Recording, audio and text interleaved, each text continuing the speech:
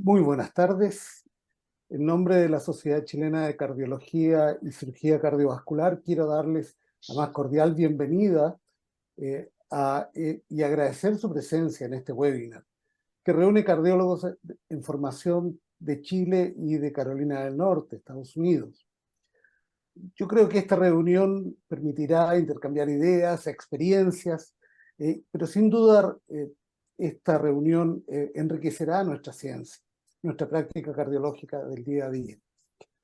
Quisiera dejar la palabra a los moderadores, el doctor Jorge Alegría, cardiólogo especialista en cardiopatías congénitas del adulto, del Sanger Heart and Vascular Institute de Estados Unidos, y al doctor Jorge Caravantes, cardiólogo clínico del Hospital San Juan de Dios, profesor asistente de la Universidad de Chile e integrante del Comité de Educación Continua de Xochicán. Les dejo la palabra. Muchas gracias por estar.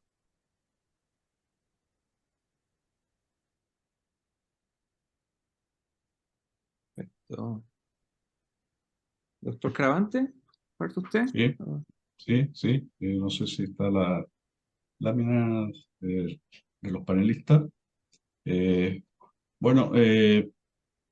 Presento a la doctora Kelly Gómez, que nos va a mostrar un interesante caso clínico. Entre paréntesis, agradecer por supuesto la generosidad de Corea Carolina del Norte de estar ahora. El doctor Alegría, un gran impulsor de la colaboración también de la Sociedad Chilena de Cardiología y el capítulo del Colegio Americano de Cardiología en Carolina del Norte. Así que muchas gracias por estar con nosotros. También tenemos con nosotros, no sé si el doctor Alegría, ¿usted quiere presentar al doctor Sullivan y al doctor Snack? Sí, muchas gracias. Gracias, doctor Caravante. Gracias a todos en Xochicán por esta oportunidad de continuar nuestro programa de intercambio entre el capítulo del ACC de Carolina del Norte y la Sociedad Chilena de Cardiología. Y hoy día vamos a compartir casos interesantes que serán presentados por nuestro becado, el doctor Garrett Snipes, que es becado de cardiología de la Universidad de Wake Forest, Atrium Health en Forest Baptist en Winston-Salem, y el doctor Lonnie Thomas Sullivan, que es becado de cardiología en la Universidad de Duke. Así que muchas gracias, ellos estarán presentando los casos. Muchas gracias. Entregará la revisión bibliográfica del tema caso clínico que ha presentado la doctora Kelly Gómez, el doctor Roberto Martínez, que es becado de cardiología del Hospital Regional de Temuco, Universidad de la Frontera. Están como panelistas de la Sociedad Chilena de Cardiología, el doctor Juan Contreras, que es cirujano cardiovascular del Hospital Regional de Temuco, doctor Mauricio Soto, que es intensivista del mismo hospital, y el presidente del Departamento de Intensivo de la Sociedad Chilena de Cardiología, el doctor Germán Armijo, que es cardiólogo intervencional del Hospital San Juan de Dios, y también nos acompaña el doctor Hernán Donoso, que es cardiólogo clínico de vasta trayectoria y también intervencional del Hospital San Juan de Dios. Ellos van a ser panelistas de parte de la Sociedad Chilena de Cardiología y Cirugía Cardiovascular. Doctor Alegría. Y de parte del Carolina del Norte serán el doctor Nishan Shah, quien es profesor asistente de cardiología y director asociado del programa de formación Medicina Cardiovascular de la Universidad de Duke, y el doctor Carl Richardson, que también es profesor y cardiólogo clínico, ecocardiografista en la Universidad de Wake Forest. Muchas gracias. Entonces, le damos la palabra a la doctora Kelly Gómez, que va a presentar un interesante caso clínico. Que después el doctor Martínez presentará el tema y finalmente haremos comentarios durante unos 15 minutos, tanto de los colegas de la Asociación de Cardiología como de la American College of Cardiology Carolina del Norte. Doctora Gómez, por favor. Buenas tardes, como dijo el doctor, mi nombre es Kelly Gómez, voy a presentar el caso clínico, les compartiré la pantalla. No sé si la visualizan ahí. Ahí empezó, ¿sí? Ok. Dale pantalla completa, creo. ¿Se ve? Sí, se ve la primera transparencia, diapositiva, Sí, no sé, está pantalla la completa. diapositiva, probablemente tienes que ocupar la otra, porque vemos tus dos pantallas. Se ve la diapositiva inicial y la siguiente, se ve. ¿Sabes? Sí. ¿Cómo? Se ve la diapositiva inicial y la que sigue. Entonces hay que Ah, colocar sí. Bueno, en la presentación una diapositiva, pantalla completa. sí. ¿No?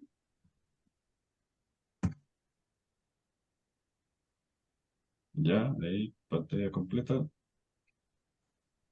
Perdón. Ya, ¿ahí se ve bien? Ya, sí, ahí se ve bien. Está bien, Kelly. Gracias. Ya.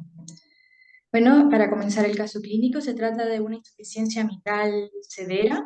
Se trata de un adulto mayor de 82 años con antecedentes de una insuficiencia cardíaca con una fracción de eyección preservada en ese momento en el 70% con una capacidad funcional de 2, secundario a una insuficiencia mitral primaria conocida desde el 2020, que se encontraba en seguimiento y tratamiento por el equipo de cardiología. También el paciente antecedente de una hipertensión, dislipidemia, EPOC, un daño hepático crónico, Child-B, hipotiroidismo, hipoacusia y una enfermedad renal crónica en etapa 3A. El paciente, dentro de lo más importante, es que tenía un consumo de OH, o sea, de alcohol, más de 100 gramos semanales por 40 años, pero lo había suspendido hace 30 años. Dentro de los medicamentos, usaba omeprazol, enalapril, carvedilol, atorvastatina, aspirina, furosemida, Verodual y brexotina. El paciente relata una historia aproximadamente de 1 año de evolución de una capacidad funcional 2, que en los últimos 6 meses presentó un deterioro, haciendo una capacidad funcional de 3 a 4, asociada a síntomas de insuficiencia cardíaca como ortopnea, disnea paroxística nocturna, edema y nicturia. Dirigidamente, el paciente niega síncope, mareos o palpitaciones o ángulos. En el examen físico destaca un índice de masa corporal de 20, una presión arterial media de 92, una frecuencia cardíaca en 80, destacaba una ingurgitación yugular, un movimiento pulmonar disminuido bibasalmente, y un tercer ruido izquierdo y un segundo ruido muy acentuado con un soplo de insuficiencia mitral. Se palpaba el ventrículo derecho y el ventrículo izquierdo y también tenía edema en ambas extremidades. Por todo lo anterior, se decide en abril del 2022 la hospitalización de este paciente. Se le toma un electro de ingreso donde destaca que tiene un ritmo sinusal con un eje desviado hacia la izquierda, con un bloqueo completo de rama derecha. En esa hospitalización, al paciente se le toma una radiografía y un escáner donde se ve una cardiomegalia, el angioTAC, que se describe una calcificación aortocoronaria con una leve cardiomegalia y también un patrón de mosaico bilateral muy sugerente a su enfermedad de base. En la ficha clínica se registran varios ecocardiogramas donde en el 2020 ya se habla de una hipertensión pulmonar leve con una insuficiencia mitral severa, con una fracción de eyección preservada en ese momento en el 70%, que durante esta hospitalización se le realiza un nuevo ecocardiograma, donde se ve una fracción de eyección PERI 55%, 60%, con una insuficiencia mitral severa, probablemente secundaria a un prolapso del velo posterior. También una dilatación auricular con una hipertensión pulmonar moderada. El paciente se le realiza en esa hospitalización un eco transesofágico, donde podemos observar una insuficiencia mitral severa, excéntrica, por falla de coaptación de los velos. Posterior se le hace una coronariografía, donde se encuentra sin lesiones significativas. Se complementa con un sondeo derecho, donde tiene un gasto cardíaco en 5.23, con una presión de la arteria pulmonar media de 62, una capilar de 26 y un gradiente diastólico pulmonar de 6, con una resistencia vascular pulmonar de 6 unidades Wood. Se diagnostica una hipertensión pulmonar postcapilar, se realiza un test de vasoreactividad negativo con milopros. Esto se solicita para optimizar la terapia de la hipertensión pulmonar. Al paciente se le realiza, diferente el riesgo con el Euroscore, donde realmente nos da un riesgo intermedio, y se le calcula un STS que tampoco es tan alto. Pero ¿es suficiente en un adulto mayor calcular un Euroscore y un STS? Por supuesto que no, ya que esto pasan variables muy importantes que no nos ayudan a definir el pronóstico del paciente, y estos pacientes necesitan más una valoración más integral y multidisciplinaria. O sea, nosotros tenemos que hacer un screening donde tenemos que hacer una valoración clínica, funcional y mental y social de estos pacientes. Nos podemos enfocar en escalas. O sea, debemos hacer una evaluación muy individualizada de estos pacientes y reconocer la multicomplejidad que representan, ver la parte cognitiva, las reservas fisiológicas, también ver los factores ambientales y lo que desea el paciente. Yo le calculé el Bartlett a mi paciente y el paciente tenía una dependencia moderada. Si le calculamos una escala de Layton y Brody, posiblemente tenía una dependencia. También le saqué un índice de Charson que, según las comorbilidades, nos dice la mortalidad. Este paciente tiene una alta mortalidad a 3 años de un 85%. Si nos basamos en la escala visual de fragilidad, este paciente, aunque mantenía sus actividades de la vida diaria, y también tenía una vida intradomiciliaria, por lo cual tenía una fragilidad leve. Todo esto podemos nosotros apoyarnos con escalas, cuestionarios que lo podemos hacer al pie del paciente, y nos ayudan para ver cuál es realmente la reserva de nuestro paciente antes de una cirugía, y cuál es la función cognitiva, también el pronóstico, ver la incidencia de la mortalidad de nuestros pacientes.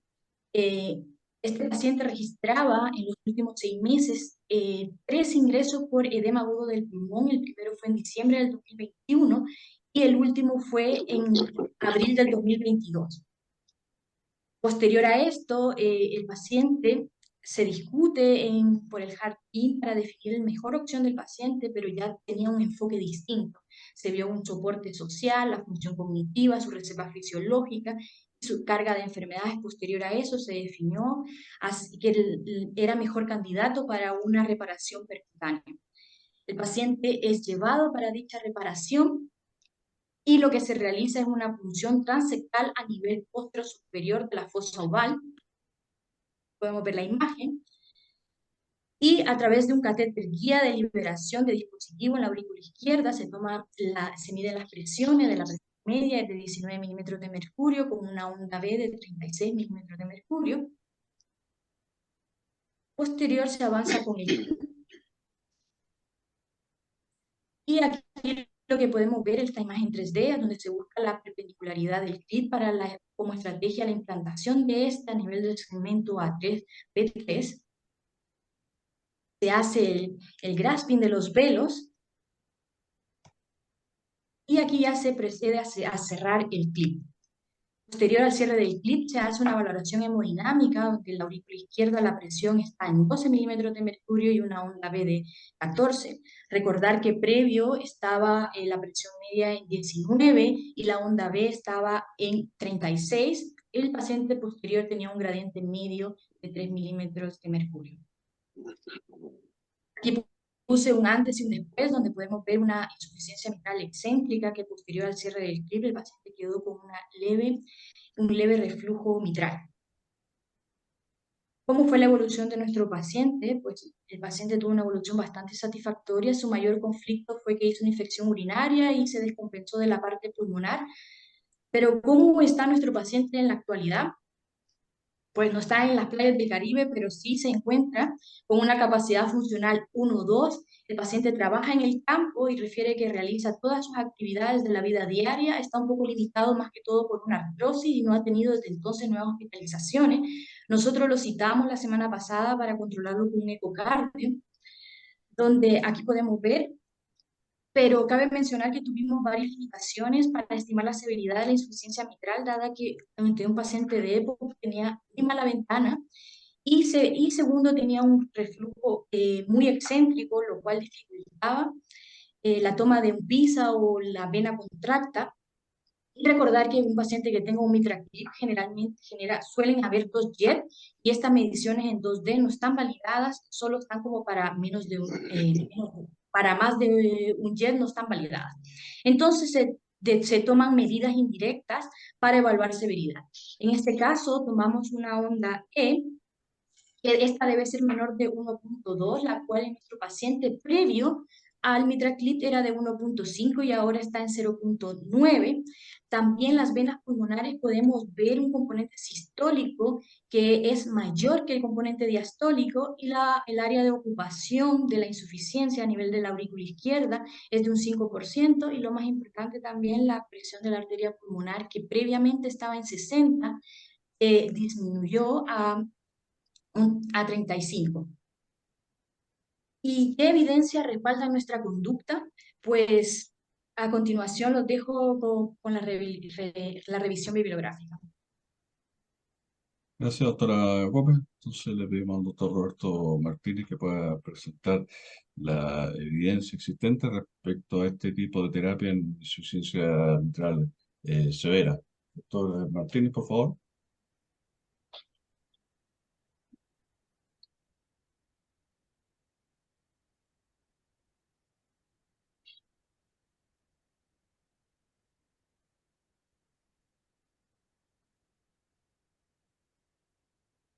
¿Está muteado todavía, doctor Martínez? ¿Puede abrir su micrófono? Ahí sí.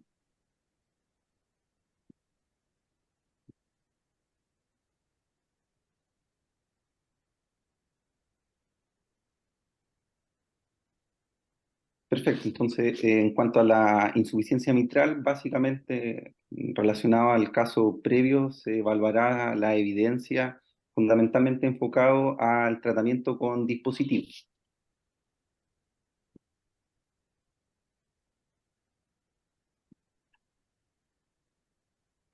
Bueno, como una línea de tiempo en el fondo, ya señalar que hace aproximadamente 20 años que se implantó el primer MitraClip y luego el desglose de los estudios subsecuentes que se han presentado, varios de ellos los vamos a tocar en esta presentación. Fundamentalmente está enfocada a la evidencia de la insuficiencia mitral de carácter funcional, como a grosso modo en cuanto a la evaluación. En general debe evaluarse por un equipo multidisciplinario, debe tener terapia médica óptima el paciente y si está en una etapa catalogada como severa, buscar si es que hay alguna comorbilidad coronaria y si es así susceptible de cirugía, se repara además la válvula. Si el paciente está en el carril de la insuficiencia cardíaca avanzada, recibe manejo como tal. Si el paciente está sintomático y persiste con la insuficiencia mitral funcional moderada a severa, a pesar de terapia médica óptima, aquí es donde ingresa la terapia con dispositivos. La evidencia o las recomendaciones que establecen tanto las guías americanas y europeas la sitúan el manejo con dispositivos con clase 2A a 2B, así que eso es la recomendación actual. El primero de los estudios, de los ensayos que se presentó para MitraClip como primer dispositivo fue el Everest 2 Trial, donde evaluó a 279 pacientes con insuficiencia mitral grado 3 a 4 y los enroló a MitraClip versus cirugía para analizar como resultado combinado con primario compuesto la mortalidad, la disfunción valvular y el grado de insuficiencia mitral. Si uno analiza los grupos que se evaluaron en este trial, aproximadamente el 27% era de etiología degenerativa y el resto, funcional, y el resto era de etiología degenerativa. como era de esperar, dada la combinación de las dos etiologías en el fondo predominante, cirugía tuvo en este trial mejores resultados en cuanto al outcome primario compuesto que analizaron fundamentalmente de mortalidad y la disfunción valvular. Luego, en un par de años más tarde, apareció el estudio MITRA-FR, que evaluó particularmente el grupo de insuficiencia mitral de carácter funcional y enroló a 304 pacientes con insuficiencia mitral severa a terapia médica óptima más MitraClip versus terapia médica óptima, y analizó un outcome combinado de mortalidad y hospitalización por insuficiencia cardíaca. En cuanto al grupo de intervención, no tuvo diferencia respecto a terapia médica óptima en este outcome a un año de seguimiento. Y en cuanto a...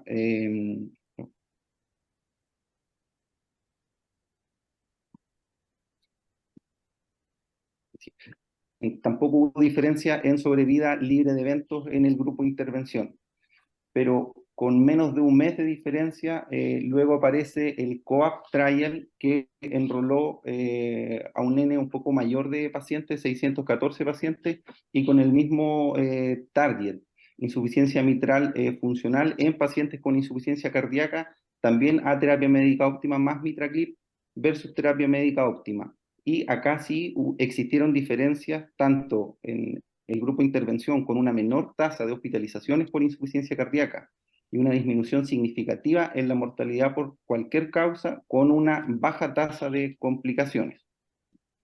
Entonces, muchos en ese entonces nos preguntamos cuáles fueron las diferencias entre por qué hubieron resultados divergentes en ambos estudios. Bueno, Mitra utilizó los criterios de insuficiencia mitral que estaban normados por las guías europeas, COAP por las guías americanas. Ahí varían en cuanto al área del orificio efectivo, tanto al volumen regurgitante. Ahí existe una variación. En los pacientes que se enrolaron para COAP Trial recibieron una terapia médica óptima más intensificada, o sea, la gran mayoría de estos pacientes estaba con terapia médica óptima en dosis máxima y muchos de ellos habían recibido terapia con resincronización. En cambio, en el otro trial era como terapia más bien un poco más laxa, como del mundo real. Y en cuanto a datos ecocardiográficos, pacientes que se enrolaron en MitraClip, en MitraFR, eran pacientes que estaban en una etapa más bien dilatada de la enfermedad, con volúmenes de fin de diástoles de 135 ml por metro cuadrado, a diferencia de COAP, que eran alrededor de 101 ml por metro cuadrado. Hace una semana aprox, se publicó la prolongación, el seguimiento a 5 años de los pacientes que se enrolaron en el COAP Trial y que refuerzan los resultados previamente publicados en ese entonces. MitraClip asociado a terapia médica óptima mantiene una disminución de las hospitalizaciones por falla cardíaca, también disminuye la catalogada como primera hospitalización en un paciente con insuficiencia cardíaca, que sabemos que es un factor pronóstico en este tipo de pacientes. Al igual, se confirma que mantiene la disminución de la mortalidad por todas las causas y el combinado de mortalidad y primera hospitalización por falla cardíaca. Y en cuanto a la tasa de complicaciones, en el seguimiento a 5 años, el 89% de los pacientes que recibieron MitraClip se mantienen libres de complicaciones. Luego, con el correr del tiempo, han aparecido algunos otros dispositivos. Acá en este estudio se evalúa Pascal, que es otro de ellos, versus MitraClip en proporción 12:1 en pacientes con insuficiencia mitral funcional. Se evaluó como estudio de no inferioridad y analizó mortalidad, hospitalización por falla cardíaca, que fueron uno de los puntos a favor que tuvieron los estudios con COAP Trial. Y al menos en este ensayo, Pascal no fue inferior a MitraClip en estas dos variantes analizadas. Como metaanálisis, en el fondo, también acá se presenta Pascal versus MitraClip y la mortalidad por todas las causas a los 30 días fue equivalente en ambos dispositivos, y la eficacia en reducir la insuficiencia mitral al menos a un grado 2 o incluso menor también fue similar. La tasa de éxito fue similar en ambos grupos y no hubo una diferencia en cuanto a una mejoría de la capacidad funcional en ambos. Acá en el siguiente estudio, publicado el 2017, evalúa MitraClip versus terapia convencional en pacientes con insuficiencia mitral moderada a severa sintomática en una población mayor, como uno podría ver en el caso clínico. En general, el grupo que recibió MitraClip se asoció a una menor estadía hospitalaria, como era de esperar, y a una menor mortalidad intrahospitalaria y en el seguimiento a 30 días. Acá en este grupo se incluyeron pacientes de etiología funcional y de etiología orgánica. Y en cuanto al análisis de la mortalidad, a pesar de que son N menores, la mortalidad inicial fue ligeramente superior en el grupo quirúrgico, pero al año de seguimiento fue mayor en el grupo de MitraClip, pero sin una diferencia estadísticamente significativa. En el siguiente metaanálisis también se compara reparación quirúrgica de la válvula mitral con MitraClip, y acá MitraClip se asoció a una menor mortalidad intrahospitalaria, reforzando lo del estudio anterior, y sin diferencias a la mortalidad a un año. Tampoco existieron diferencias respecto al grupo quirúrgico en el manejo, en la mejoría sintomática, ni en la reducción del grado de la insuficiencia mitral. Eso es en cuanto a la evidencia de la insuficiencia mitral funcional, que es donde más nicho tienen los dispositivos. Ahora, en cuanto a la insuficiencia mitral primaria, en general, las guías aún recomiendan como recomendación clase 1 la cirugía. Acá este trial analiza la insuficiencia mitral de tipo degenerativo en pacientes mayores. En general acá se analizaron 343 pacientes, todos ellos eran mayores de 75, 80 años, y la cirugía en este grupo se asoció o tuvo baja tasa de mortalidad y de complicaciones. Y una alternativa que también quise mostrar en esta revisión sistemática es una cirugía mínimamente invasiva como una alternativa en pacientes de edad avanzada. Acá en esta revisión se evalúan fundamentalmente etiologías degenerativas. Un 30% de este grupo fue a reparación, y los que fueron a reemplazo valvular, la mayoría fue a reemplazo valvular biológico. Y en cuanto a resultados de seguridad, que fue fundamentalmente lo que analizó el estudio, la cirugía mínimamente invasiva fue segura en cuanto a la mortalidad a 30 días, que fue menor al 2%, y la tasa de ACV, que fue menor al 0,5% del grupo analizado. En este siguiente trabajo ya empezamos a involucrar a los dispositivos de borde a borde en el fondo, y acá evalúa este trabajo el uso de dispositivos en pacientes con insuficiencia mitral de carácter degenerativo, de carácter severo, pacientes mayores a 65 años, en que por alto riesgo quirúrgico se desestimó la cirugía. Entonces, se enrolaron a un grupo con dispositivos con MitraClip y otros a terapia médica óptima.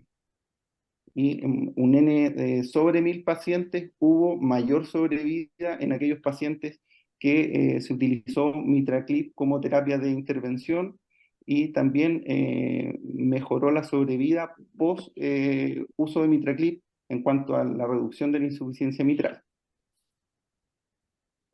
Y como último estudio se está evaluando, este es un ensayo que está en curso, que evalúa dispositivos, particularmente MitraClip, en pacientes con insuficiencia mitral primaria, ¿no?, de grado moderado a severo versus cirugía, y es un N de 500 pacientes que evaluará mortalidad por todas las causas como outcome primario, la reducción del grado de la insuficiencia mitral en 2 años de seguimiento. Y veremos los resultados, estamos en espera de ello. Como síntesis, los dispositivos disponibles ahora para reparación borde a borde es una terapia segura y efectiva en la insuficiencia mitral de carácter funcional con una adecuada selección de los pacientes. Y en cuanto a insuficiencia mitral primaria, la cirugía sigue siendo el gold standard, considerar la cirugía mínimamente invasiva por la disminución de la morbimortalidad, y los dispositivos estamos en espera de evaluación y de estudios o ensayos más grandes para ver los resultados.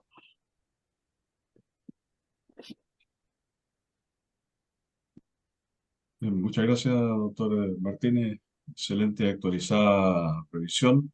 Así que a partir, digamos, del caso presentado y la evidencia mostrada, me gustaría consultarle al doctor Hernán Donoso qué puntos estima él que sería conveniente destacar respecto al caso clínico en cuanto a su diagnóstico y a la decisión finalmente de la terapia a utilizar en este caso particular.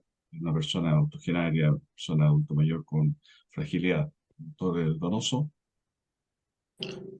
Buenas noches, muchas gracias por la invitación a participar en el webinar. La presentación realizada por Kelly, nuestra becada, muy adecuada.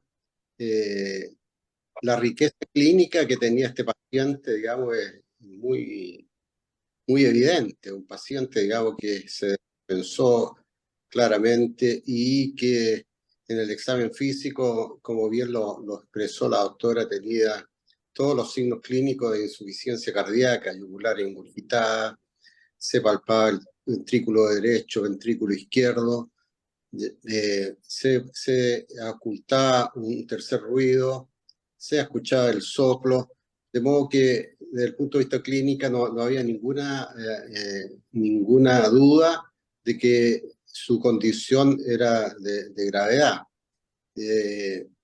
Y en relación a la decisión de cuál lo que motivó y cómo se hizo llegar al tratamiento definitivo de este paciente para sacarlo de su condición, como bien lo dijo Kelly, que no basta solamente ver la edad del paciente, sino cuál es su condición, digamos, fisiológica, de modo que hay muchos pacientes de 80 años más que se ven bastante bien, y al revés, hay pacientes jóvenes de 65, 70 años que tienen una condición clínica muy deteriorada, y que los parámetros clásicos para determinar el riesgo quirúrgico no son válidos en estos casos. De modo que la determinación multidimensional que se hace actualmente en los pacientes, digamos, que van a ser sometidos a algún tipo de intervención es muy adecuada, y el Heart Team de nuestro grupo determinó que la intervención percutánea era lo mejor para este paciente.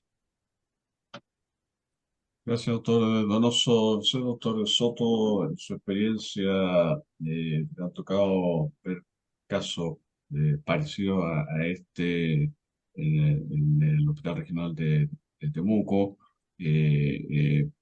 Respecto también a puntos que quisiera destacar en la parte diagnóstica y en la decisión terapéutica. Doctor Soto, ¿puede contar algo de allá de Temuco? Sí. La verdad es que nosotros, del punto de vista costo, digamos, ha costado un poco incorporar los dispositivos Edge-to-Edge a nuestro arsenal. Ya, por lo tanto, no es algo que tengamos regularmente disponible, que eso obviamente influencia la decisión, digamos. Si uno tiene una técnica disponible, es más factible de poder usarla que si esto implica una compra extraordinaria de recursos. Ahora, lo que yo creo que es destacable en este caso es que el agregar la fragilidad a la decisión terapéutica de si este paciente se opera o no se opera. Porque en general la fragilidad es un ítem que no está bien estimado ni en STS ni en Euroscore, y en general es lo que a uno más complicaciones le da en el postoperatorio con estos pacientes. Este paciente además es un paciente con enfermedad pulmonar obstructiva crónica, por lo tanto, con esa fragilidad y esa comorbilidad y esa hipertensión pulmonar precapilar que tenía en el cateterismo, es muy probable que hubiera sido un paciente que, si bien técnicamente podría haber sido una reparación para un cirujano experimentado bastante sencilla, durante el postoperatorio ese paciente muy probablemente hubiera quedado en ventilación mecánica prolongada, hubiera costado guinearlo, hubiera terminado quizá con una traqueostomía. Entonces, estas consideraciones, digamos, que se salen un poco de lo habitual, son extremadamente valiosas y en realidad yo, digamos, felicito al equipo que tomó la decisión, digamos, en base a esto y con los buenos resultados que tuvieron. Gracias, doctor Soto. Bueno, como el tema se ha centrado en los dispositivos endovasculares por de orden esta situación, le voy a pedir al doctor Armijo, que tiene experiencia hoy día, nos va a decir él cuánta experiencia, ¿no, verdad? Y cómo han sido los casos, y en este caso particular, cómo vivió él, digamos, resolver este caso por vía intervencional. Muchas gracias, doctor Caravante. Buenas noches, saludos a todos. Bueno, lo primero es decir que Chile, a diferencia de lo que pasa hoy con válvula aórtica, con TAVI, que afortunadamente tenemos mucha experiencia y tenemos todos los dispositivos disponibles. En Chile la realidad de MitraClip todavía es que estamos, la mayor parte de los centros, todavía en nuestra curva de aprendizaje, ¿ya? No tengo el número exacto, pero probablemente en Chile no se tienen que haber hecho más de 35 casos, ¿ya? Probablemente entre 30 y 35, a diferencia de TAVI, que ya llevamos cientos, digamos, y ya llevamos varios años ya en esto. En MitraClip estamos partiendo más tarde, y por esas razones, sobre todo por temas de costos, que es una realidad que no podemos negar. Obviamente hace 3 años atrás, 4 años atrás, probablemente este paciente con 6 unidades Wood, con 3 hospitalizaciones, falla renal que vieron que hizo una insuficiencia renal aguda, creatinina de 4 punto algo, hubiera sido para tratamiento médico y no creo que algún cirujano, por lo menos sin presionarlo, no hubiera operado, no hubiera hecho una reparación que quizás lo hubiéramos querido hacer. La imagen no se ve muy bien por el tema de resolución de velocidad del zoom, pero lo que tenía es un prolapso de P3, digamos, ¿ya? Era un prolapso de P3 y que afortunadamente solo con un clip, afortunadamente en MitraClip, por lo menos acá en Chile tenemos la 4ª generación, lo último, digamos, que facilita mucho los procedimientos hoy en día. Permite reducir el número de clips, son clips que son más anchos y de brazos más largos. Entonces muchas veces con uno logras resolverlo a la primera, como fue este caso, no tienes que poner 2, 3, inicialmente tenías que poner prácticamente 1.6 clips por paciente con las primeras generaciones, que eran clips con brazos más cortos, brazos un poquito más chiquititos, y ahora tenemos dispositivos que son más fáciles y que permiten hacer los procedimientos mucho más cortos. En Chile sé que presentarán algo de Pascal, Edwards no ha traído Pascal acá, así que no tenemos experiencia, pero en MitraClip, bueno, ya estamos haciendo todos nuestros primeros casos. Este era un paciente muy coap, digamos, afortunadamente era un ventrículo que no estaba dilatado, que tenía buena función ventricular, que tenía mucha insuficiencia mitral, digamos. Y con respecto para el cardiólogo clínico, para el recado en formación, era un paciente que uno ya llega al tope de la terapia, un QRS que uno lo ve que no es resincronizable, por lo menos no con un alto grado de recomendación, con ese bloqueo de rama derecha, no tenía enfermedad coronaria, ya estaba al tope de la terapia médica que le podíamos ofrecer por esa fracción de eyección, y después de eso ya queda en este tipo de terapias un poquito más excepcionales, ¿de acuerdo? Pero que yo creo que no hay que hacerla esperar. Muchas veces de repente dicen, no, es que le voy a duplicar la dosis de furosemida, vamos a ver en la consulta. Eso es mal, porque un paciente que va a seguir dilatando, si vamos a encontrar un ventrículo en peores condiciones y un paciente en muchas peores condiciones de lo que le encontramos ahora. Ya tuvo 3 hospitalizaciones y a la tercera, ya finalmente por diferentes motivos, decidimos repararle la válvula. El resultado fue muy bueno, queda con insuficiencia mitral 1, el ProBNP baja, la capacidad de marcha, el test de marcha también aumentó muchísimo. O sea, hay cosas objetivas, el ventrículo también tampoco no se ha dilatado, la hipertensión pulmonar también ha bajado, etcétera. Así que en ese sentido es un procedimiento del cual estamos muy satisfechos, ¿verdad? Que nuestra curva, digamos, está recién en nuestros casos menos complejo, digamos. En general siempre estamos enfocando pacientes con áreas valvulares. En general uno siempre ve que casos más complejos y otros menos complejos. Anatómicamente son pacientes muy Everest, digamos, esto que tenga áreas valvulares bastante grandes, o sea, que no tenga ya algún grado de estenosis mitral, no nos estamos metiendo todavía con esos casos, que tengan en general áreas sobre 4, que no tengan calcio en los velos, que no tenga un velo posterior que sea muy corto, ¿de acuerdo?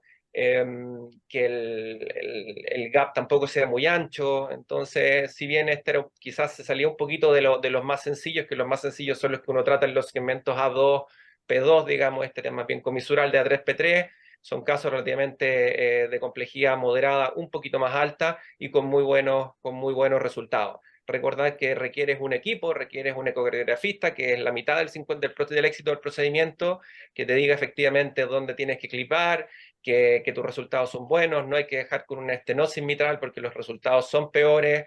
Acá ya vimos que la gradiente de la válvula fue de 3, así que en general bastante bien. Y otra cosa es que uno ve resultados inmediatos en cómo se cambia la hemodinámica de la aurícula izquierda y cómo caen inmediatamente las presiones de la aurícula izquierda. Otras cosas que no se muestra es cómo se normaliza el flujo reverso que tenían las venas pulmonares, se normaliza, digamos, en general, eso se condice con la evolución del paciente, que en general estaba muy bien sin tener que empezar a aumentar los diuréticos, etc. Esa es mi impresión, doctor Caravante. Muchas gracias, doctor Armijo. Buena experiencia, bueno, felicitaciones por todo el empeño que se ha puesto, ¿verdad? Con todas las limitaciones que existen.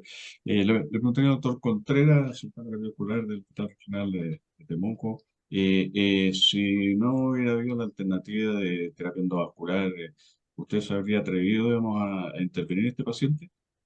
O sea, este paciente está claramente que era un paciente muy grave, frágil. Probablemente el paciente con unos años menos hubiera sido un poco distinto y con menos enfermedad pulmonar. Pero el punto cuando nosotros hablamos de lo que es cirugía mitral, nosotros juntamos un pupurrí de pacientes. Si usted a este paciente le ofrece un reemplazo valvular, en realidad quizás no es la mejor idea, pero siempre existe la opción y el tratamiento óptimo que deberíamos darle a estos pacientes en el siglo XXI es hacer una reparación mitral con un anillo y idealmente por mínimamente invasivo. Esto es lo que se debería hacer. En Chile los cirujanos estamos bastante atrás en lo que se refiere a esto y son pocos centros en los cuales se puede optar a esto y es por eso que toma tanta la importancia la terapia percutánea en estos pacientes. Esto el concepto del mitral clip partió hace muchos años, aproximadamente unos 30 años con Carpentier y con la gente antes con Carpentier cuando hicieron lo que se llama el edge-to-edge como reparación de la válvula mitral en estos pacientes que tenían prolapsos, pero lo que se vio en estos pacientes es que todos estos pacientes fallaban, porque la terapia óptima por este paciente o el mecanismo de la reparación que se refieren en reparación mitral es ponerle un anillo. Entonces, cuando uno ve el mitral clip como una opción, uno puede decir, sí, es una opción en pacientes graves, pero lamentablemente, cuando uno ve todas las opciones de tratamientos que van a haber a futuro, el gran problema que tiene el mitral clip es que él produce solamente una reparación de la válvula y lamentablemente no toca el anillo. Y de nosotros el trabajo que hacemos cuando hacemos una reparación mitral, probablemente el 80% del trabajo lo hace el anillo. Entonces yo creo que eso es un punto crítico que tiene esta terapia. Creo que en pacientes muy seleccionados, como el que presentó la doctora Gómez, es una excelente terapia, pero hay que tener cuidado a veces en las indicaciones y en lo que se está promoviendo. Gracias, doctor Contreras. Bueno, tocó un punto el doctor Contreras ahí que sería seguramente para debate importante, ¿no? ¿Verdad? Doctor Armijo, colega. Y estamos en el tiempo como para pedirle a los colegas de Carolina del Norte, nos da toda alegría, le doy pase, doctor Alegría. Si quieren ellos hacer algún comentario sobre este caso presentado, el doctor Charles, el doctor Richardson, nosotros mismos, doctor Alegría, y si no, doctor Alegría decía si partimos con uno de los casos de North Carolina. Gracias a todos, colegas. Gracias. Carl Nichant, any comments? Carl Michan, ¿algún comentario?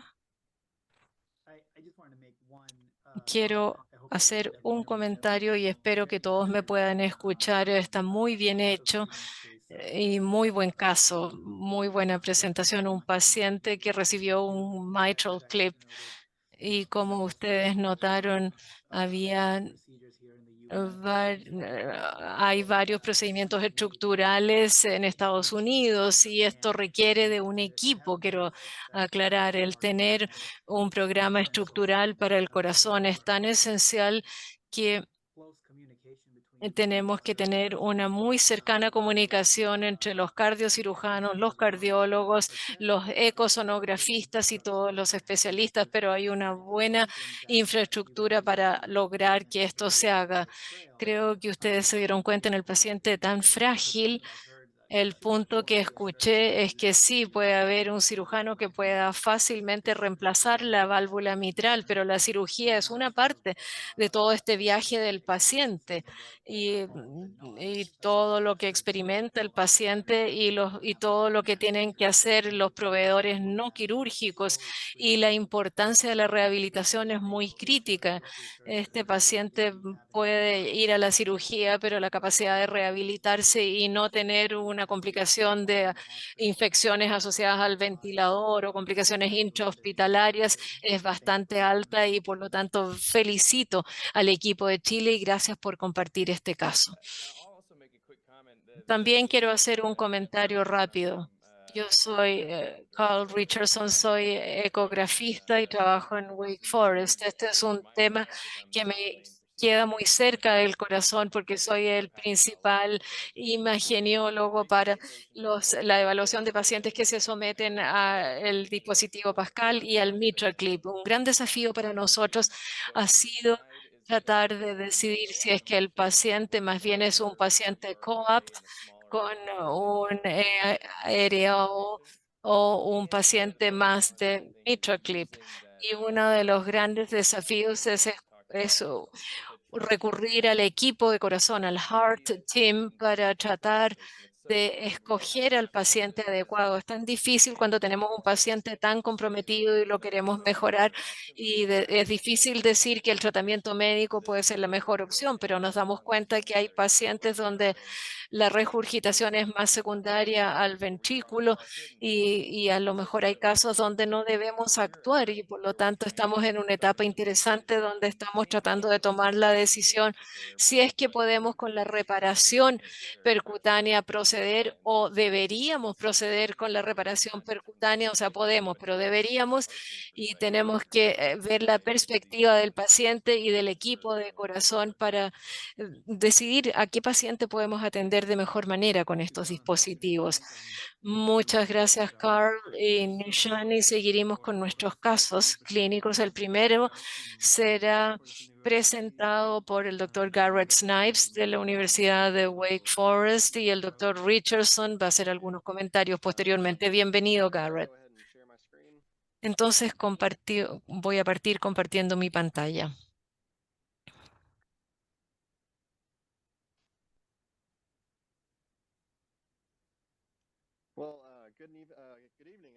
Buenas tardes a todos.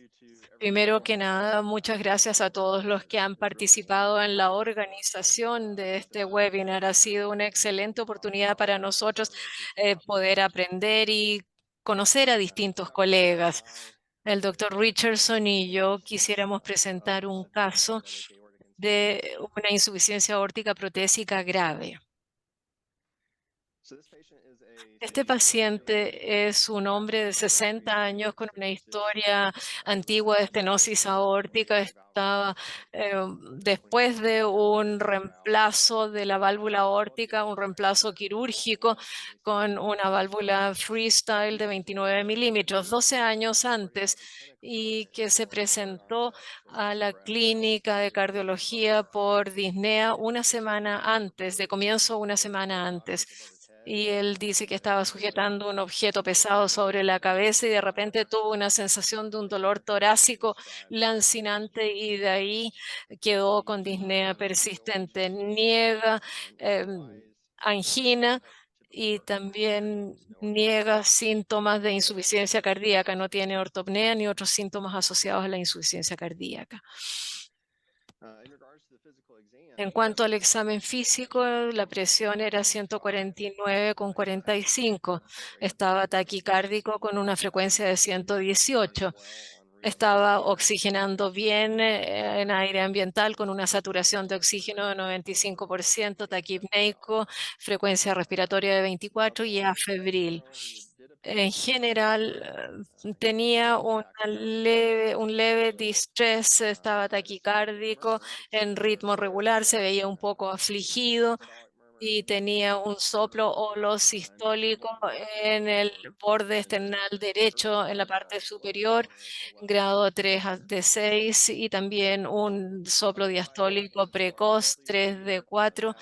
En el cuarto espacio intercostal, los pulmones estaban claros a la auscultación bilateral, no tenían ruidos patológicos, abdomen blando, depresible, no distendido, con ruidos hidroaéreos normales, extremidades tibias, con un buen lleno capilar, los pulsos, el pulso radial tenía un pulso en martillo en agua. El paciente ingresó para ser evaluado y quisiéramos incluir el eco transtorácico y por razones de tiempo vamos a incluir los datos más pertinentes al caso solamente. Voy a revisar el eco.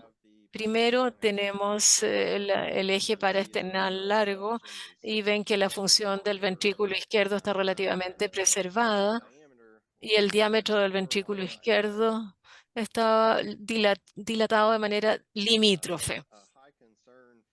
Pero una preocupación importante de insuficiencia protésica aórtica, ahí ven el flujo Doppler color, no había un jet de regurgitación claro. De manera semejante acá, con el eje corto que se focaliza en la válvula aórtica, el Doppler color no muestra un jet de regurgitación claro tampoco.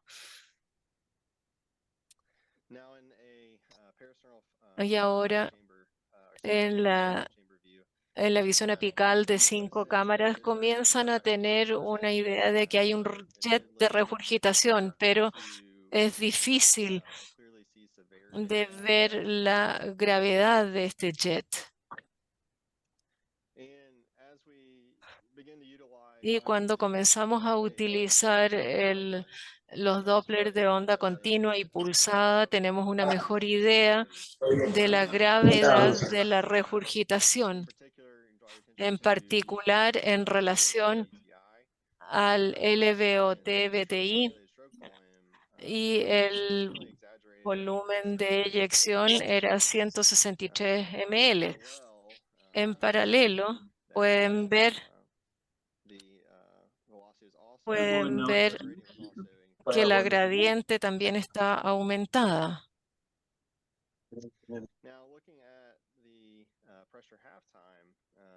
Y mirando la línea de presión, pueden ver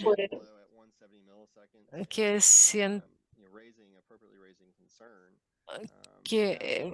PHT 170 milisegundos y con la evaluación cualitativa se considera el jet de regurgitación. Y en base a este paciente que tiene una presión amplia de pulso, está taquicárdico, la historia de una válvula bioprotésica y los hallazgos al eco transtorácico, existe la preocupación de insuficiencia aórtica y se evalúa con el eco transesofágico. Y nuevamente focalizándose en los datos más pertinentes, pueden ver acá en la vista del tracto de salida del ventrículo izquierdo en el eco transesofágico que la válvula aórtica tiene una densidad por debajo de la válvula aórtica. Y esto puede hacernos preocuparnos de algunas cosas, en particular de regurgitación, y si no hay la sospecha de infección y dada la historia clínica, la preocupación inmediata es una válvula volante, un velo que quedó volante. Disculpen, me dice. Ahora, el Doppler color sobre esta misma vista ven un jet significativo de turbulencia y les da una idea de la gravedad de la insuficiencia aórtica.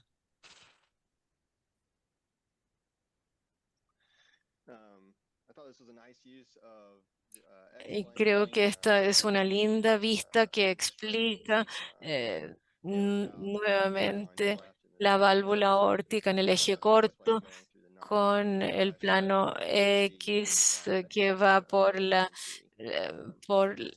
el velo no coronario y establece la etiología de este velo que está volando. Brevemente, esta es la imagen 3D obtenida y pueden ver esta ecodensidad. Y nuevamente el Doppler color de esta imagen 3D.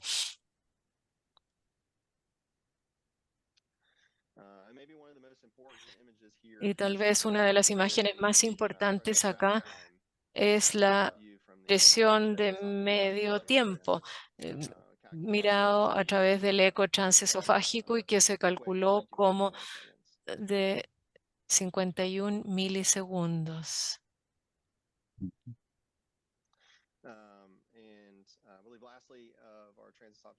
Y ahora el eco transesofágico pueden ver la onda de pulso de la aorta descendente con una reversión del flujo diastólico, sugiriendo que es una insuficiencia aórtica más bien grave.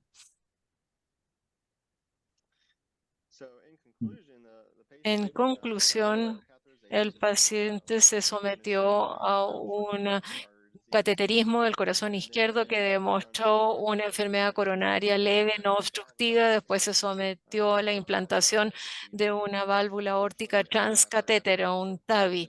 Y después de un tratamiento breve con diuréticos, él completó una recuperación sin incidentes.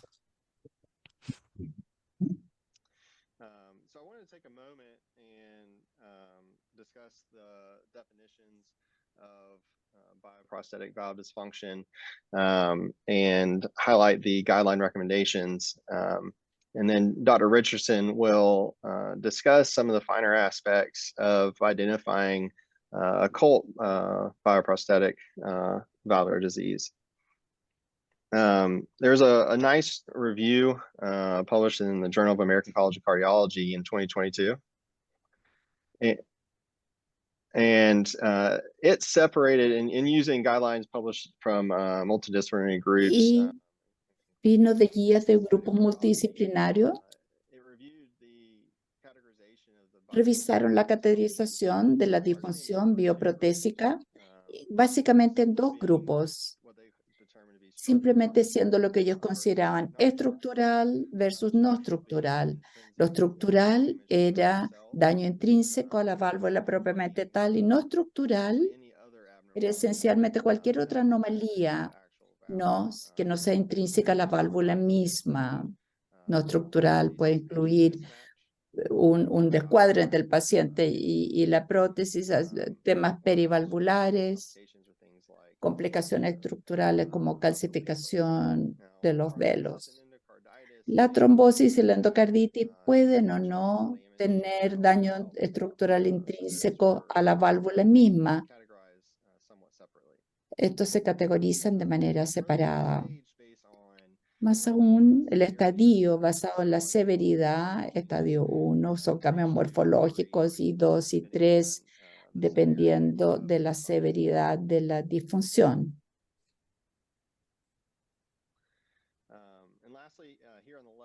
Finalmente, aquí a la izquierda tenemos el resumen, las recomendaciones del American College of Cardiology y de la Sociedad Europea de Cardiología, que proporciona fuerte recomendación para BTT y NT cuando se sospecha que hay una disfunción de la válvula protésica.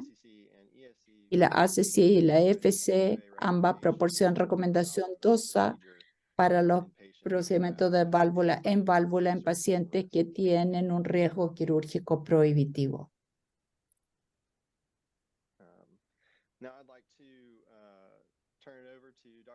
Quisiera darle la palabra al doctor Richardson ahora para que dé más información y explorar las opciones para la evaluación de insuficiencia aórtica protésica oculta. Gracias, Garrett. Gran trabajo con el caso. Y también muchas gracias a todos ustedes por permitirme unirme al webinar hoy día. Me pareció un caso sumamente interesante porque la regurgitación aórtica protésica generalmente es oculta. O sea, viene el paciente, está en disneco, se le hace una eco, como se hizo en otro paciente, y uno no puede ver la regurgitación protésica.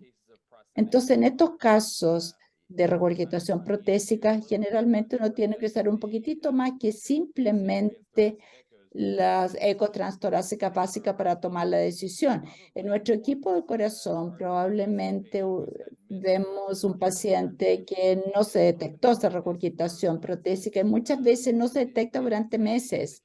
En algunos casos puede ser un fenómeno que progresa lentamente y en otros casos puede ser muy agudo y puede ser de riesgo vital. En ambos casos, no detectarlo puede ser devastador para el paciente. Por eso pensé que era un caso interesante de presentar. Garrett, por favor, avanzas aquí. Tiene los controles y puedes poner el siguiente.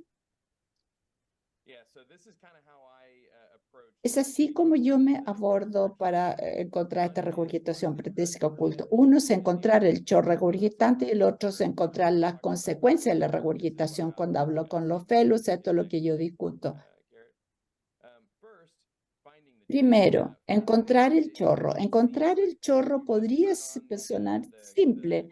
Uno prende el Doppler color y lo puede encontrar. Pero yo diría que puede ser realmente muy difícil de encontrar a veces. Hemos trabajado con el TORSNAPper de un barrido. Esto es una válvula core con regurgitación perivalvular y lo que podemos ver aquí es el eje corto paraesternal. Está aquí superior e inferior para poder tratar de detectar estos chorros regurgitantes. En este caso no es tan severa la regurgitación, pero pueden ver que alrededor de las 3 de la tarde, alrededor de las 6, hay 2 chorros pequeños de regurgitación aórtica. Y Garrett, si puedes poner el next. Lo que vemos aquí, puedes prender el video, es como lo mismo. Esto es en el eje paraesternal largo y en el corto, y lo que está haciendo aquí es, está viendo medio lateral a través del LVOT, buscando los chorros excéntricos y la regurgitación protésica, ya sea la válvula transcatéter o una quirúrgica, como la que tenía nuestro paciente. Frecuentemente es excéntrica y creo que estos barridos son muy importantes. Así que encontrar el chorro es el primer desafío. Otro lugar donde podemos mirar es el corto paraesternal, justo por debajo de la válvula puede encontrar una estigmata de chorro regurgitante en el VOT. La siguiente parte, la parte más importante tal vez, es encontrar las consecuencias de la regurgitación, como Garrett mencionó. Por una parte tenemos Doppler color, pero cuando este falla, generalmente hay algunas claves que nos muestran nuevas áreas de regurgitación severa. Si uno está consciente de estas claves, es fácil de detectar. Lo primero que yo converso con los fellows es el aumento del volumen de eyección o de la gradiente transvalvular. Si acaso no tiene una eco previa y ve que el paciente está asintomático con disnea, fueron ingresados con dolor cordial y las gradientes han subido y la gradiente del LVOT también ha subido, mantener el índice de dimensionales estable, eso es sugerente de alguna situación en la cual el flujo transvalvular se ha elevado y en el escenario clínico correcto, 10 o 12 años después del reemplazo de la válvula aórtica, debería pensar en la regurgitación aórtica. Otro ejemplo es un ventrículo izquierdo que se dilata. Aquí tengo una imagen móvil detrás, pero yo quiero la imagen fija. En este caso, se subió de su eco previo, fue 4.8 centímetros y ahora es 5.8 centímetros. No es particularmente dilatado, pero dilatado en relación a los estudios previos. Aunque uno no puede ver el Doppler color, la alarma debería activarse porque el ventrículo izquierdo está dilatando y uno tiene que saber por qué. Y finalmente, este es uno que Garrett y yo estuvimos mirando. Esto es interesante, puramente investigacional aquí. Lo voy a meter en la presentación igual, pero si acaso la velocidad del Doppler tisular típicamente 65, 70 años, un paciente, uno no vería una E' sólida. Lo que ve aquí es que la velocidad de E' al lado izquierdo de la imagen son regurgitación pre-regurgitación aórtica, o sea, un año antes ve que la velocidad del Doppler tisular son alrededor de 10, levemente reducido, lo que consideraríamos normal, pero después viene con la velocidad de Doppler tisular, es muy normal, lo que sugiere que algo está derivando el ventrículo izquierdo que se relaje aún más. Ahora, esto para investigar, Garrett y yo lo estamos mirando, pero nuevamente creo que es una buena manera de comparar el antes y el después. Y si acaso ustedes ven una persona de 65 años disneico y tiene las velocidades Doppler sólidas, algo no cuadra. Debería preguntarse qué está ocurriendo aquí. Y ese podría ser un gatillo para investigar más allá con el TE como hicimos. Y esto lo resumen aquí. Esto resume que si acaso tiene alguien que tiene una historia de válvula protésica, ya sea TAVR o SAVR, transcatétero quirúrgica, y vienen con 9 síntomas de insuficiencia cardíaca, pensar en la regurgitación aórtica específicamente oculta, si es que no la vieron en la transtorácica estándar, piensen en estos barridos para encontrar el chorro y vean los hallazgos discrepantes, el aumento, el VOT, el BTI, pero las dimensiones estables, un ventrículo izquierdo que se dilata, a lo mejor estamos viendo aumento de las velocidades del Doppler tisular. Con eso paro y les agradezco a la sociedad chilena por esta invitación. Ha sido un placer estar acá y muy interesantes los casos. Gracias a Garrett y Carl por casos tan interesantes y la discusión. ¿Algún comentario de la audiencia? ¿Alguna pregunta?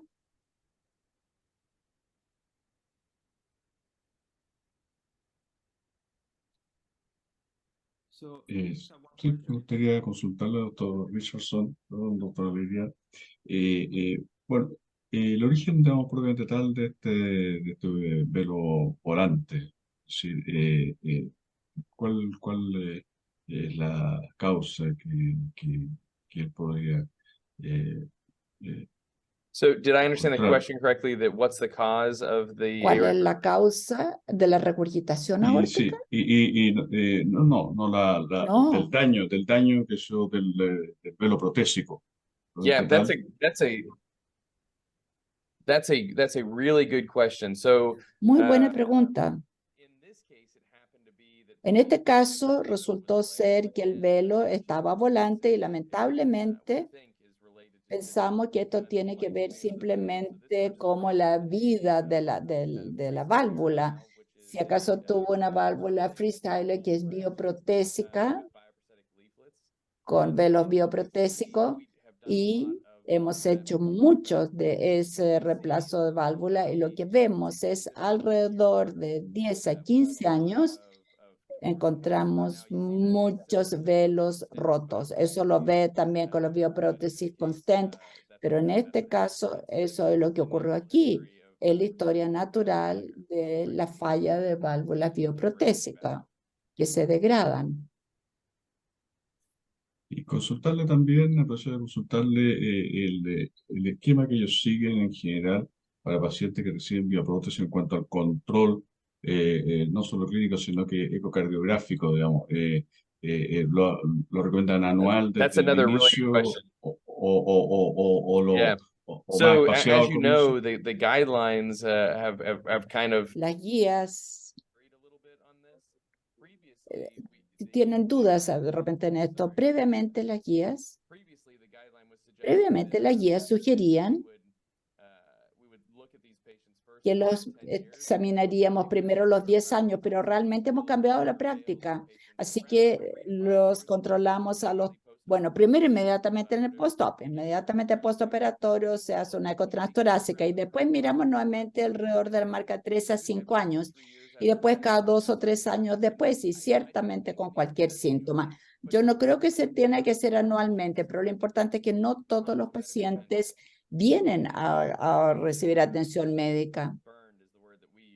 Y nosotros decimos que hemos sido quemados, esa es la palabra, pero hemos cometido el error de no vigilar a estos pacientes con ecocardiografías cada 2 o 3 años y después aparecen con una insuficiencia descompensada. Así que para responder cada 2 o 3 años o cuando hay síntomas, creo que es lo correcto. La gente de Duke puede que lo hagan distinto, no sé. Nuestra estrategia es muy parecida. Y para contexto, también yo tomo imágenes en Duke. Nuestro abordaje es muy similar a lo que acabas de mencionar. También rutinariamente vigilamos con esa frecuencia. Nos gusta 3 a 5 años postoperatorio. Por supuesto, si hay síntomas mucho antes. Pero sí, este tipo de casos, particularmente válvulas degeneradas, son cada vez más interesantes para nosotros, particularmente las protésicas, que uno empieza a pensar en terapia transcatéter para ayudar a aquellos que tienen válvulas protésicas más antiguas y que no son candidatos a cirugía. Nuestro abordaje es similar aquí. Solo quería hacer un punto en el manejo clínico de estos pacientes. ¿Cuán importante es proporcionar una profilaxis de endocarditis infectiva adecuada y educación al paciente? Cualquier paciente que de válvula mecánica o bioprotésica, hay que asegurarse de conversar con el paciente de que cuídenlo, que cuiden sus dientes, vayan al dentista 2 veces al año, que tomen antibióticos y que consulten cuando hay algún problema que no sea explicable por otras causas o pérdida de peso. Hemos visto pacientes que han estado dando vuelta en el sistema, distintos sistemas solo por meses con endocarditis infectiva. Así que creo que todos podemos mejorar y probablemente nuestro sistema de salud tendrá que mejorar en términos de cómo nos aseguramos de que una endocarditis infectiva se haga con una buena educación profiláctica sobre ella. Nuestro siguiente caso será presentado por el doctor Lonnie Thomas de la Universidad de Duke y el doctor Nisham Shanshad va a hacer comentarios. Lonnie, bienvenido. Muy bien, muchas gracias. Procederé y compartiré mi pantalla.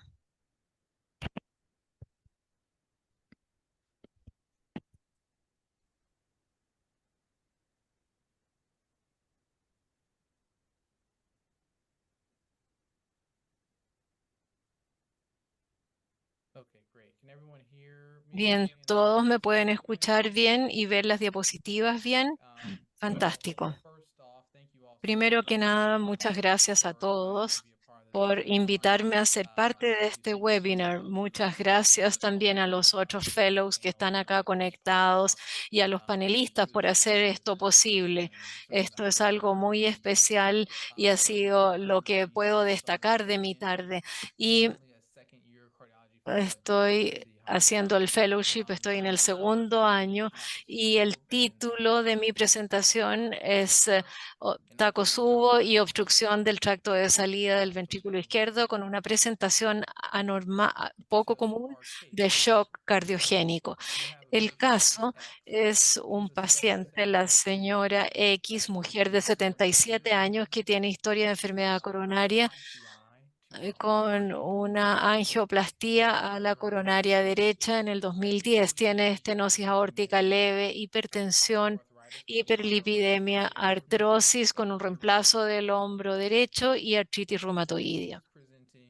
Ella se presenta al hospital de la Universidad de Duke quejándose de angina, presión torácica.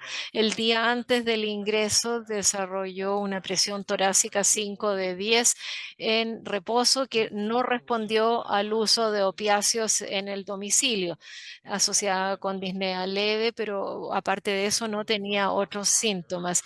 5 días antes ella fue dada de alta de la Universidad de Duke, donde le manejaron reflejaron múltiples fracturas costales que sufrió después de una caída mecánica y también tuvo una fractura en C2.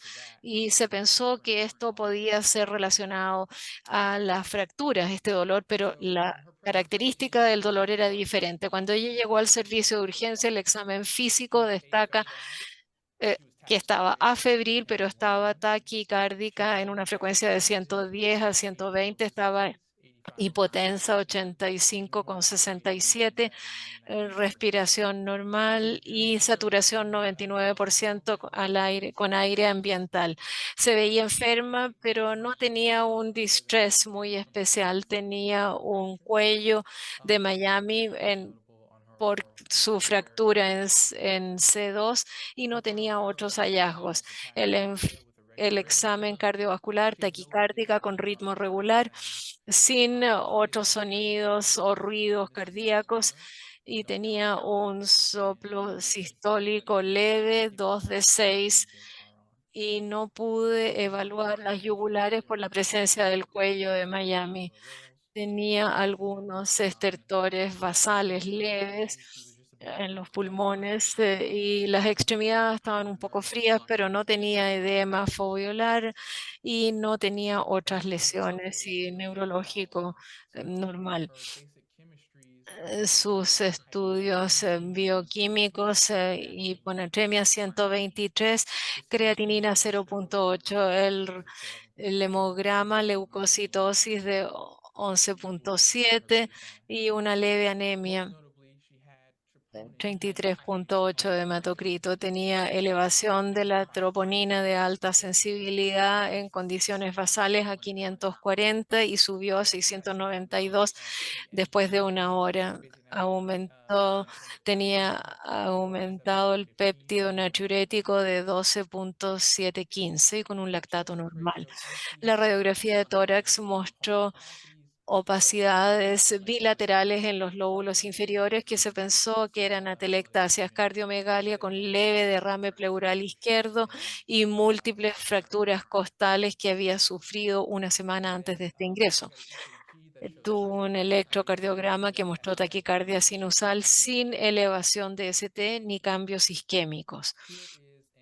Acá tenemos la imagen del electrocardiograma que se obtuvo cuando llegó al servicio de urgencia y yo les diría que lo que más destaca acá es lo que no está presente, que no tiene elevaciones ST ni tampoco inversiones de la onda T. A lo largo de su estadía y evaluación en el servicio de urgencia se tornó más taquicárdica e hipotensa y requirió el inicio de norepinefrina.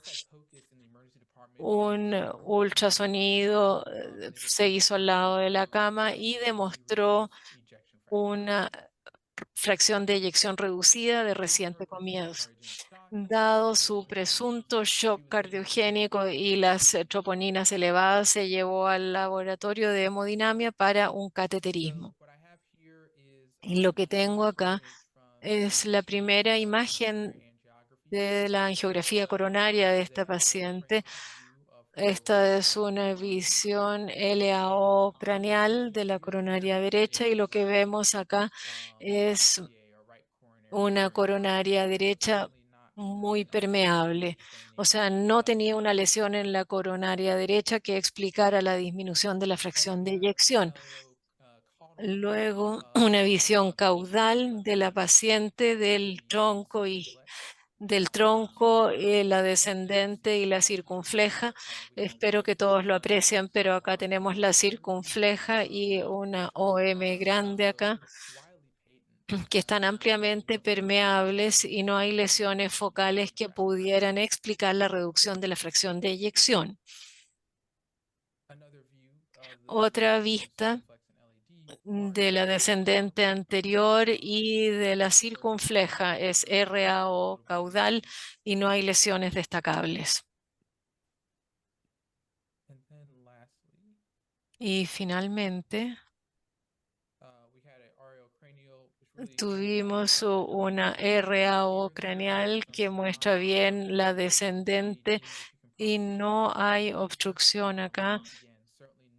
pero hay ciertas lesiones, pero no son obstructivas y no pueden estos hallazgos explicar la reducción de la fracción de eyección.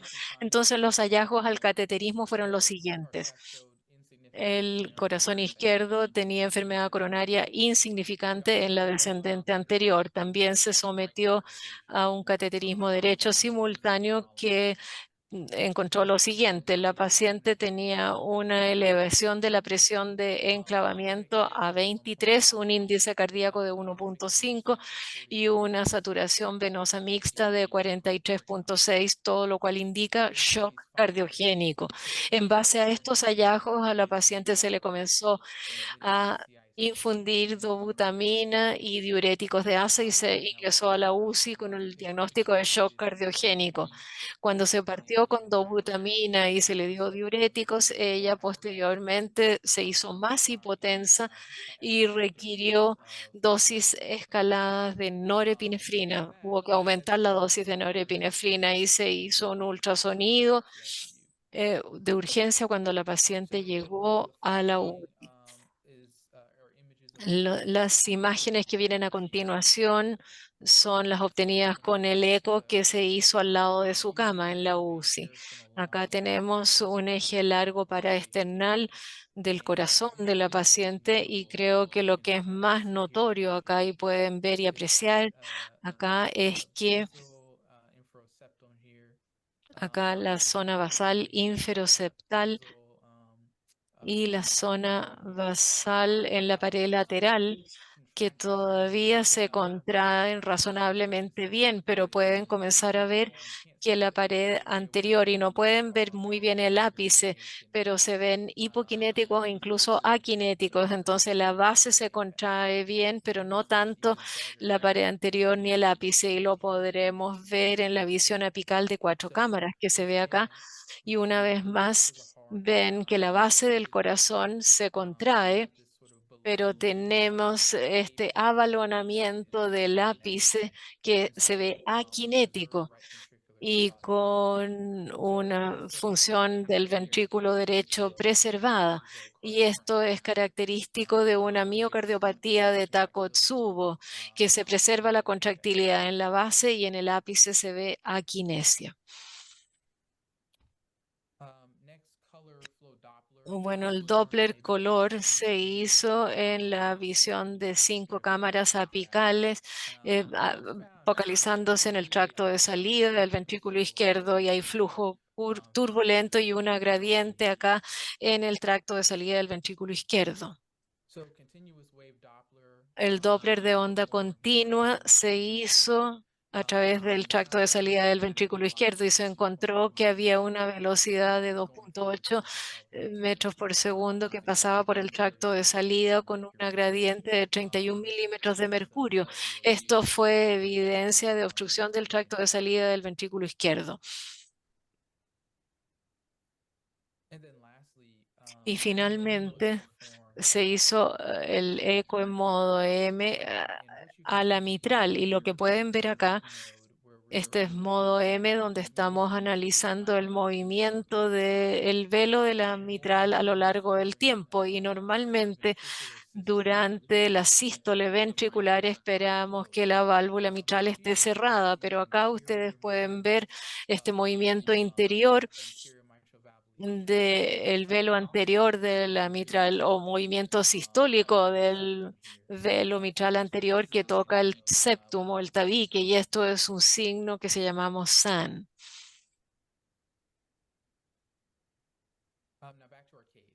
Volvamos al caso.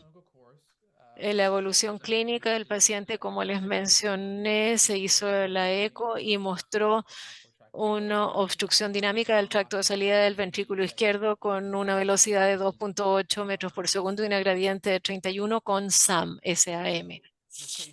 Este paciente estaba en shock cardiogénico, pero en base a estos hallazgos a la eco, la dobutamina y norepinefrina se suspendieron y se comenzó a infundir fenilefrina y se le dio volumen intravenoso para sobrepasar la obstrucción, que no es algo que uno haría en un paciente con shock cardiogénico.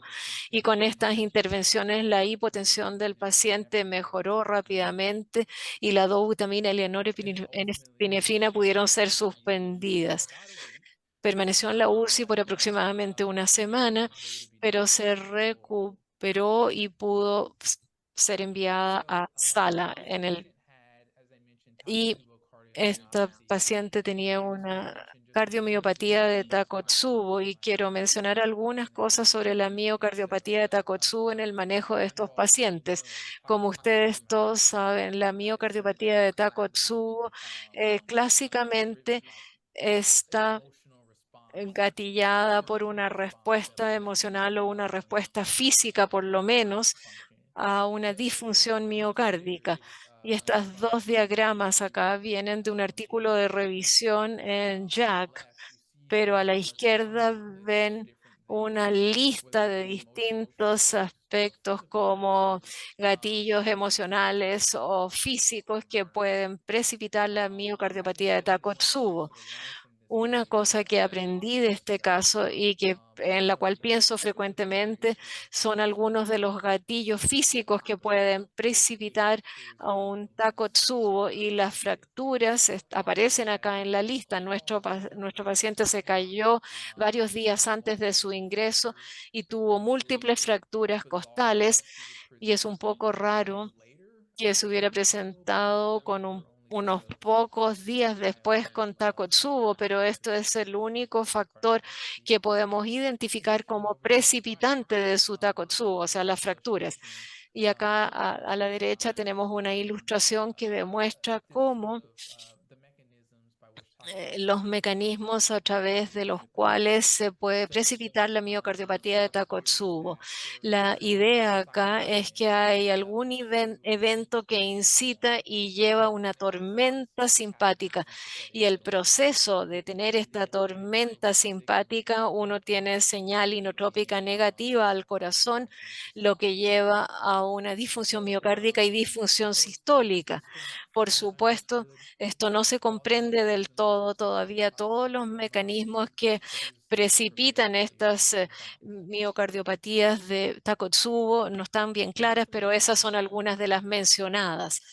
Y mencionando algo muy importante en este caso es cómo manejamos el shock cardiogénico. Todos sabemos que el shock cardiogénico tradicionalmente se maneja con inótropos, con vasopresores que tienen ciertas propiedades beta-agonistas y diuréticos para volver a la curva de Starling. Este paciente con Takotsubo y con obstrucción del tracto salida del ventrículo izquierdo, uno quiere aliviar la obstrucción aumentando la poscarga y reduciendo los inótropos, dándole la precarga para abrir esa obstrucción. Así que es un poco contraintuitivo. Si miramos este gráfico aquí, esto va desglosando distintos presores e inótropos y sus mecanismos, y realmente lo que yo quiero mostrarles son los dos inótropos y presores, dobutamina y fenilefrina. Si miramos la dobutamina, es un dilatador que tiene este impacto o efecto en los receptores de beta. Es un beta-agonista puro y tiene el objetivo de aumentar la inotropía, al igual que bajar la resistencia vascular sistémica que se muestra acá en los efectos fisiológicos. Un paciente que tiene obstrucción al tracto cerebroventrículo izquierdo, al aumentar la inotropía, uno de hecho aumenta el tracto de salida del ventrículo izquierdo obstruido. Entonces, cuando comenzó con dobutamina, hizo más bien que tuviera una obstrucción peor y se volviera más hipotensa y se empeoró el shock. Ahora quiero hablar de la fenilefrina. Pienso que 99% de las veces la fenilefrina es la opción equivocada como presor en la UTI cardíaca, pero este es un ejemplo de cuando sí hay una indicación. La fenilefrina es un alfa-agonista puro. Aumenta estrictamente la postcarga sin mejorar la inotropía. Lo bueno sobre esto, sin embargo, en un paciente que tiene un tracto salida ventrículo izquierdo obstruido, permite abrir esa obstrucción, tal como vimos en este caso.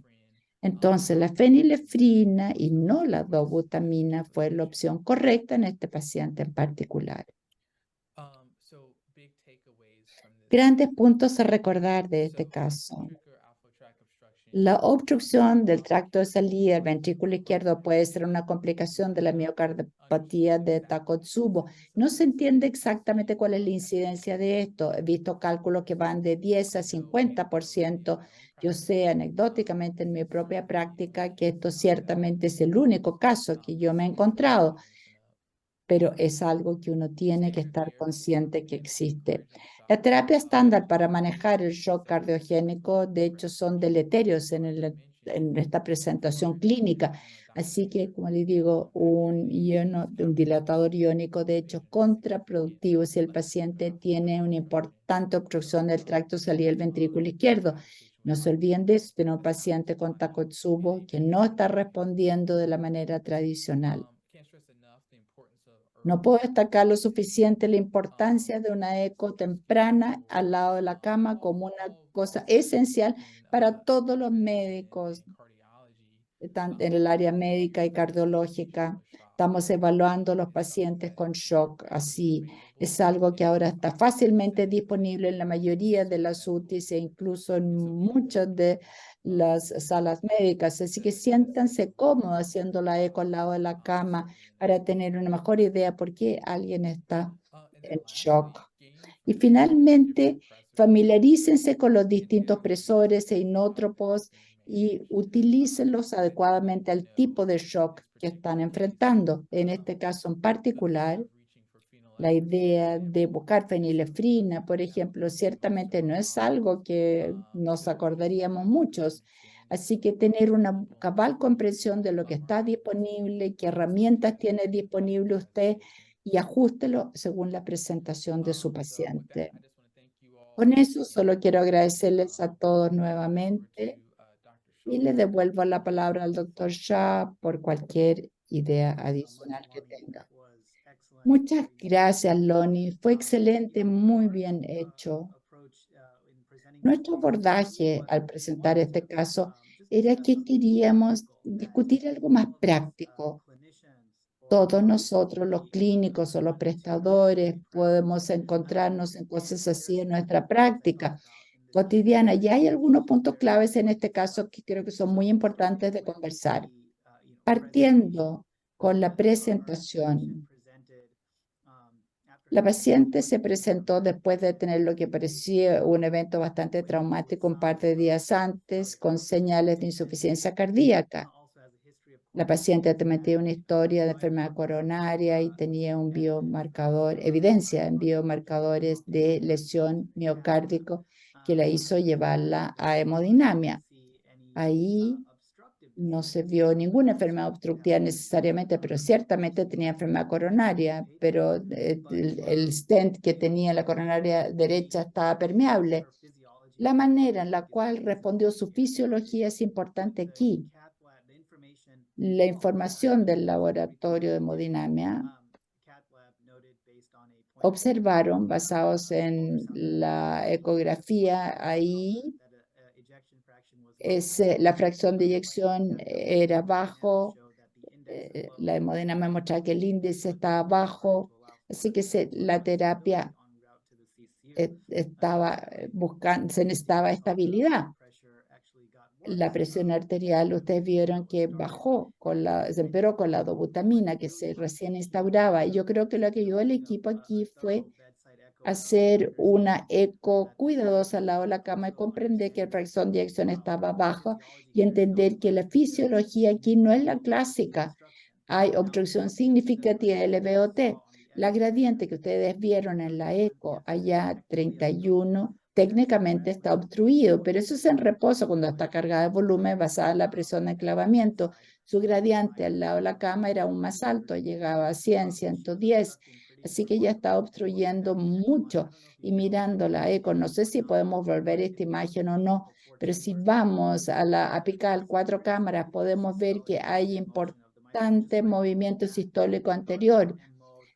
Sin importar el modo M o lo que sea, podemos verlo ahí. Si puedes poner esa imagen, pueden ver ya que ella está teniendo un importante movimiento sistólico anterior de la válvula mitral en el contexto de tener una miocardiopatía Takotsubo. Y la idea no es que esto sea necesariamente aislado a la miocardiopatía Takotsubo. Yo he visto que esto ocurre también en los infartos de LAD. Esto es hay que descartar enfermedad coronaria también, como un infarto LAD grande puede parecer similar. Pero las paredes recíprocas, en este caso la basal posterior y el septum basal, tienden a hipercontraer para compensar lo que está en hipocontracción o asinético. En este entorno podemos tener ciertamente obstrucción del tracto cerebral del ventrículo izquierdo. La importancia de este es clave acá porque puede ayudarnos a guiar el manejo, particularmente si lo que estamos haciendo tradicionalmente no ayuda y es contraintuitivo, como dijo el doctor Sullivan, dar fenilefrina en el entorno de un shock cardiogénico no es lo primero. Dar fluido si uno tiene que cargarlo con volumen para aliviar el LVOT no es intuitivo. Entonces, usar la ecografía al lado de la cama puede ayudar muchísimo para orientar el manejo compresores. Comprender la fisiología puede ayudar mucho también. Y tuvimos una recuperación notable dentro de una semana. Yo creo su fracción de eyección mejoró y la obstrucción del ventrículo izquierdo, de hecho, se resolvió, cosa que fue muy bueno. Otro punto clave, creo que es importante en el mundo del shock cardiogénico, en la UTI coronaria. Vamos rápidamente, soporte circulatorio mecánico muchas veces, ya sea un balón intraórtico, ir a la ECMO. Sin embargo, en estos casos en particular, o en general, todos los mecánicos, uno necesita algún mecanismo para descargar el corazón. De hecho, cosas como hay cosas que pueden ser dañinas cuando hay una significativa obstrucción del ventrículo izquierdo. Recuerden esto, la imagen básica al lado de la cama y comprender la fisiología puede realmente hacer una diferencia. Termino ahí, pero por supuesto si hay preguntas estoy a su disposición. Gracias, doctor Sullivan. Gran caso. Y hay varias preguntas aquí. Una de ellas, ¿qué hay de usar supresina en vez de fenilefrina? Sí, gran pregunta. Fenilefrina sabemos, el punto del doctor Sullivan, es un alfa-agonista puro. Así que nos sentimos muy ciertos de que no se va a unir a otros receptores B1, B2, como lo haría la vasopresina. Aunque la vasopresina probablemente es una mejor opción de lo que sería la dobutamina o epinefrina, por ejemplo. Ciertamente creo yo está menos para mí comparado con epinefrina debido a su relación con otros receptores en el cuerpo, pero es una mejor opción.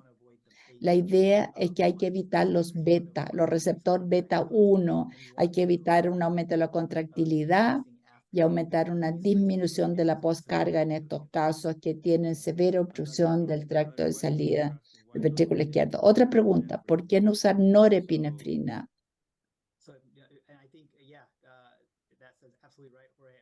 Sí, pienso que la idea es que la norepinefrina también tiene beta 1, aunque es mejor que la epinefrina o dobutamina, tiene más actividad beta 1 debido a que en dosis en aumento ciertamente puede causar problemas. La dopamina también, la dopamina en dosis al alza es un continuo, parte con contractilidad y tiene una respuesta más sinotrópica. Incluso la dopamina puede ser dañina porque está aumentando la contractilidad. No quiere aumentar la resistencia vascular sistémica y reducir toda la contractilidad que sea posible. Doctor Mauricio Soto, ¿algún comentario? Nosotros acá en Chile hemos hecho ya algunas revisiones respecto a estos pacientes que se presentan con obstrucción del tracto de salida, no solamente en Takotsubo, digamos que lo vemos con cierta frecuencia acá y que en realidad ya es habitual para nosotros hacer los ecos, rotar las drogas, nosotros estamos usando mucho más vasopresina que fenilefrina en este minuto por la disponibilidad de la droga y lo hemos usado con bastantes buenos resultados. Mencionar, como decían previamente, que en primera instancia uno debería descartar de todas formas, aunque ecográficamente parezca Takotsubo, uno tiene que descartar cardiopatía coronaria, infartos de pared anterior extensos pueden dar imágenes similares y, digamos, debe descartarse primero con coronariografía. Y nosotros también tenemos una experiencia local con pacientes que hacen hemorragia subaracnoidea, pacientes que no hacen el fenotipo Takotsubo, pero que sí hacen una respuesta hipercontráctil muy importante, probablemente por la hiperadrenergia de la hemorragia subaracnoidea. Y como nuestros colegas neurólogos piden siempre una presión arterial media objetivo para prevenir vasoespasmo, para la cual habitualmente usan noradrenalina, nosotros en esa población de pacientes tendemos a ver mucha obstrucción dinámica de tracto de salida, digamos, inducida por catecolamina, particularmente noradrenalina. Un poco hacia la pregunta de por qué no usarla. Y la verdad es que en estos pacientes, particularmente cuando hay hiperadrenergia de base, el efecto adrenérgico de la noradrenalina es muy potente. Y particularmente en pacientes que tienen cavidad ventricular izquierda muy pequeña, ya generalmente pacientes muy bajas, volúmenes sistólicos, de menos de 35 ml por metro cuadrado son unos predictores para realizar una obstrucción dinámica sin tener miocardiopatía hipertrófica y sin tener Takotsubo. Y a nosotros nos va muy bien rotando la droga, digamos, y sacando la noradrenalina y poniendo fenilefrina o vasopresina. Generalmente eso revierte junto con una volemización bastante cuidadosa del paciente para evitar la congestión. Pero es un tema emergente que la verdad estamos viendo cada vez más y nuestros residentes, de hecho, estamos tratando de entrenarlos para la pesquisa de SAMI y es cada vez más frecuente. Perfecto. Muchas gracias, doctor Soto, por sus comentarios y muchas gracias a todos nuestros participantes de Chile, de Carolina del Norte. Con esto terminamos este webinar que definitivamente es muy interesante y creo que tiene aplicaciones prácticas para todos. Así que muchas gracias y buenas noches. Y ahora cedo la palabra al doctor Caravante. Sí, gracias, doctor Alegría. Bueno, me sumo a las felicitaciones. Los casos han sido efectivamente muy interesantes y han sido muy docentes desde el punto de vista de que se han mostrado casos que tienen una implicancia práctica muy relevante.